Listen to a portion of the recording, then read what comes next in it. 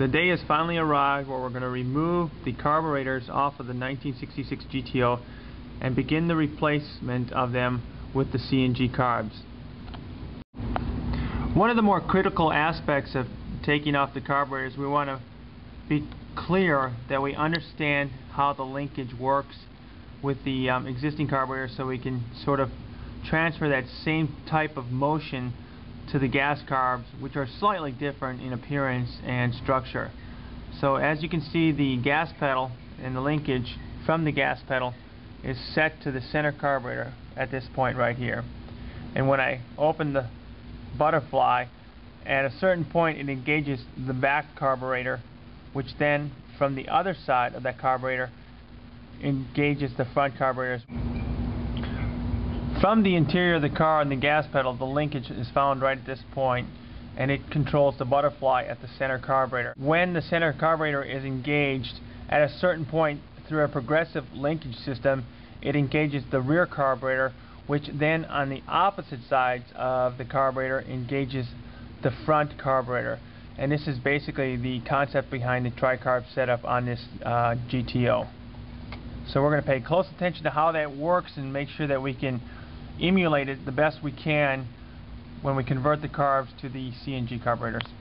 This is another view of the carburetors in action. Go ahead and open the carburetor to a full open throttle position. As you can see in the linkage right here, the front carburetor was engaged by the back carburetor through this rod here. So we got to make sure that we can sort of emulate that again on the Tri-Carb setup. Okay, to begin this process, I'm going to have Joseph, who's a mechanic. He's going to go ahead and help me remove the fuel line. So go ahead, Joseph, show him how we're going to get the fuel line off of this. By loosening that clamp, it releases the metal line, and actually that metal line was inside of the pan that worked in the ram air system for this GTO. But for purposes of keeping the pan off, we put the line back on so you could see what the carburetors look like. So he's going to remove that line. Okay, now he's got that line disconnected, and of course there's a little bit of gas seepage. Now he's going to come over to the other, that's the first carburetor, and he's going to go ahead and remove the fuel line from there. Now eventually we're going to have to go underneath the car and remove the fuel pump from the block and put a plate over in its place, because it's a mechanical fuel pump and it would continue to send gas up the fuel line even though we're not using gas anymore. Joseph's going to go ahead and begin to remove the rest of the fuel line that is attached to the first carb.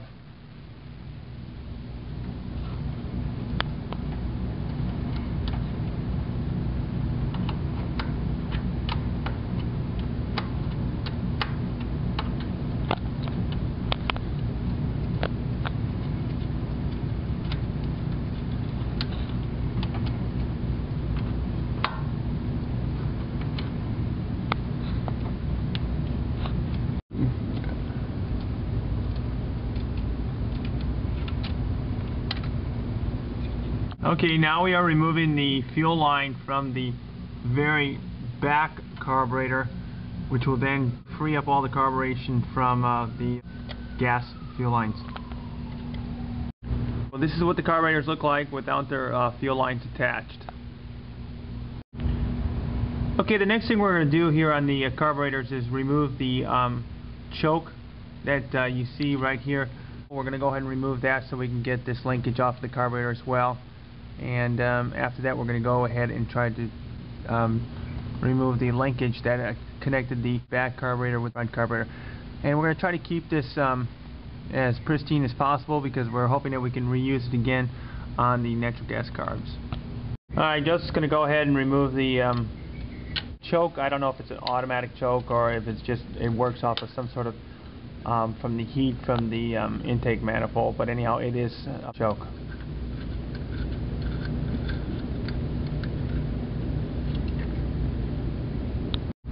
Okay, and now he's going to remove the choke mechanism from the carburetor. Alright, great. Okay, next we're going to go ahead and pull off the linkage. As you can see right here, these are just a real simple little clip that he's going to pull up with a screwdriver on this side, and then we're going to have one over here as well. Once we pull this up, we can go ahead and take this. It's a piece of linkage is what it is. So we're going to remove this clip from this linkage here, and this clip from the linkage back here. This is the rear carb, and it's connected to the front carb, bypassing the center carb. Alright, just got that clip off. Go ahead.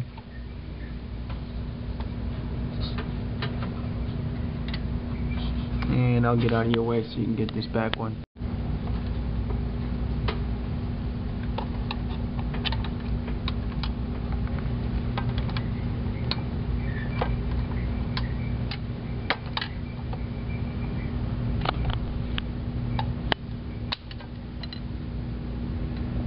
Alright, and now the linkage is off. The next thing we're going to do is remove the vacuum line from the front carburetor, and this is a vacuum that helps the power brakes. That's your master cylinder and your vacuum power assist for the brakes.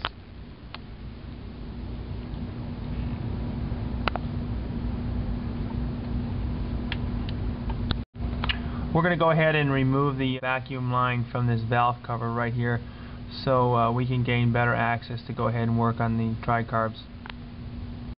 Alright, we went ahead and laid that line off to the side so it was out of our way, so like I said, so we can get some greater access to go ahead and start removing the linkage from the center carb to the rear carb.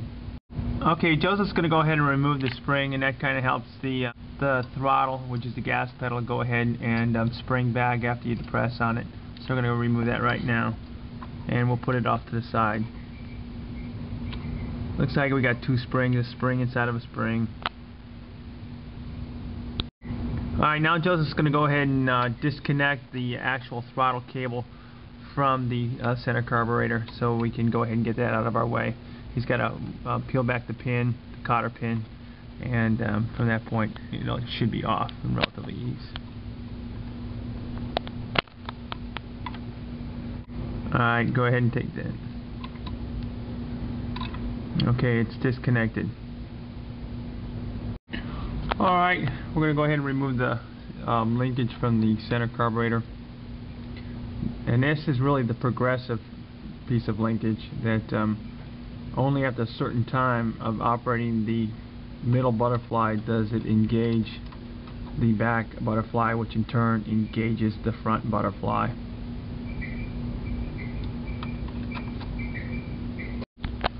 Alright, now that we've got the linkage out of the way, Joseph is going to go ahead and remove the two remaining nuts that are holding the center Tri-Carb down. We've already taken off the other nuts that were holding down the first and last carb.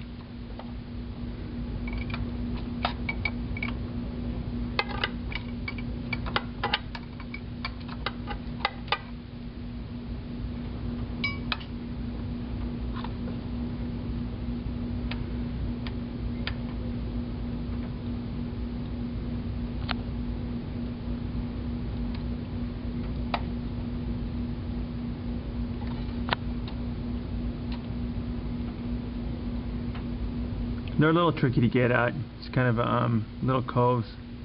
Hard to get the wrench in there and get your finger in it at the same time.